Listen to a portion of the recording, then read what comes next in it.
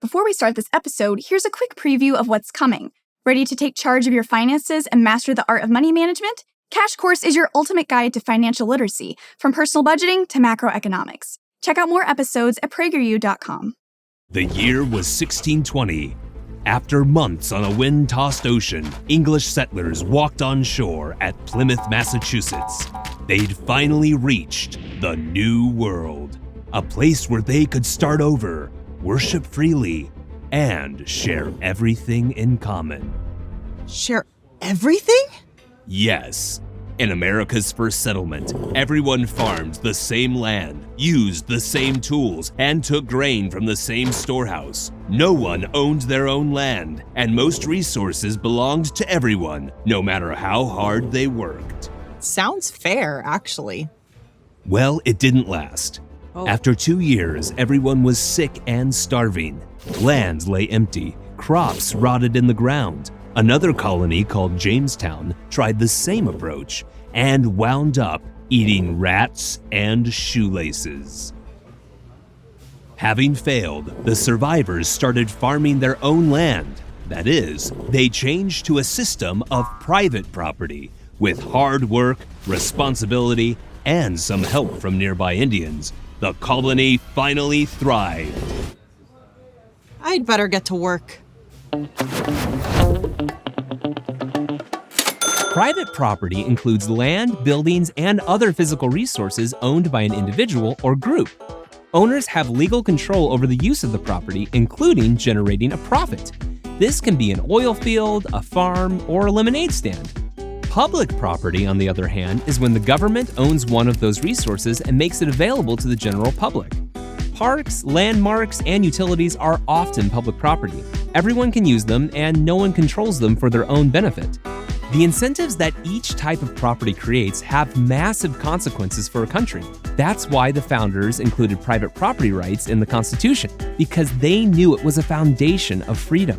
Countries that encourage private property, like the US, tend to have higher standards of living than those that don't. Yeah, but do they really? Actually, yes. Let's take a closer look using a local grocery store. A privately owned grocery store is driven by profit, creating a strong incentive for upkeep and responsibility. The owner must ensure the store is clean, well-stocked, and organized for the customers. Refrigeration systems must work properly, and customer service must be efficient. Any failure to maintain these standards can result in lost sales and a damaged reputation. The owner's attention to detail and willingness to maintain quality helps the business appreciate or grow in value over time, not just in financial terms, but also in reputation and brand strength. I just love Otto's Supermarket. A publicly owned grocery store, run by the local government, may aim to ensure equal food access, but often lacks strong economic incentives. Since there's no individual ownership or profit motive, no one directly gains from any loss or success. This reduces the incentive to uphold product quality, keep up the store, or maintain good customer service. With no single owner who stands to benefit, a public enterprise that sounds noble can quickly fall apart, leading to a lackluster shopping experience. Excuse me? Anyone there? Next, the private grocer typically develops deep knowledge of their customers' buying patterns. This knowledge enables targeted decisions, from selecting suppliers to designing store layouts to which promotions work best. Over time, this expertise makes the store more profitable and allows the owner to adapt to market trends and community needs more effectively. Pumpkin spice coffee? Thanks, Otto! In contrast, a government-run grocery store has little incentive to accumulate such knowledge and improve the establishment. This could lead to generic, one-size-fits-all decisions that don't reflect the community's needs. Additionally, employees would have little reason to test a new product display or source from a different supplier, even if it might improve sales or customer satisfaction. It's fall! Where's the pumpkin spice?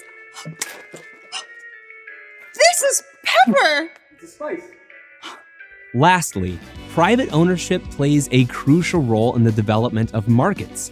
A private grocer interacts with a wide range of suppliers, from large food distributors to small local farms, and negotiates contracts and arranges delivery systems.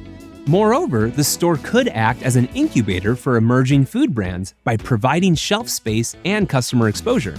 All of this creates economic value beyond the store itself. By contrast, a government-run grocery store might be required to purchase goods through a centralized process that limits flexibility and local engagement. Regulations and oversight would prevent managers from supporting local vendors or trying new products without formal approval. As a result, opportunities to develop new markets would be limited, stifling innovation and supply. You know, I do think private is better after all.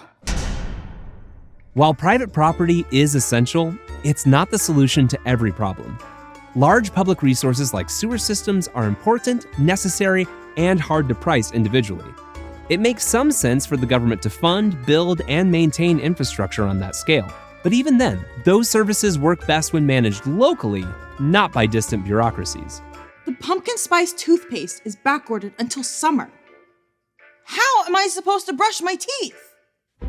That's too bad. From Plymouth Rock to suburbia, the lesson is clear. Incentives change when people own their resources. Private property encourages people to work hard, shape their own future, and benefit those around them. Public property plays a role too, but for long-term success, private property wins. Pumpkin spice scented shampoo, candles, and toilet paper? Otto's is the best. Watch more at PragerUkids.com. And parents, don't forget to subscribe.